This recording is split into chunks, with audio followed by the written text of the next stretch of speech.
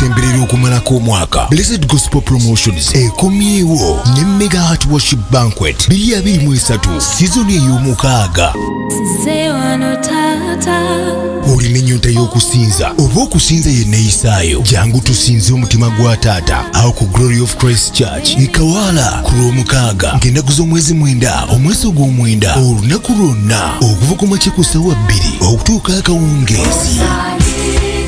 Okuyingira kwa bwereere bw'alina omutima gw'okusinza osobola okuyimirira ne Blessed Charles Gospel Promoter ku lw'enteekateeka n'ekyonna ky'olina. Mukubire ku ssimu noti 7 noti 3 35 633. Tujja kubira live nga bulijjo ku mikutu gya social media ku Hardwork Banquet Ministry wamu ne Blessed Charles BGPevents. Bw'oba olaba subscribinga abasinza bangi beetegese abawano n'abavudde ebweru w'eggwanga mu Hardwork Banquet. Okubeerawo kwa Mukama kubira kwa lwatu. Worship Banquet wagiddwa One Dynamics Limited, Imanzi G, atalimu General Hardware, Sango Stationers, God is Love Records, Hanak Junior School, byonna ne birigikibwa Blessed Gospel Promotions and Events.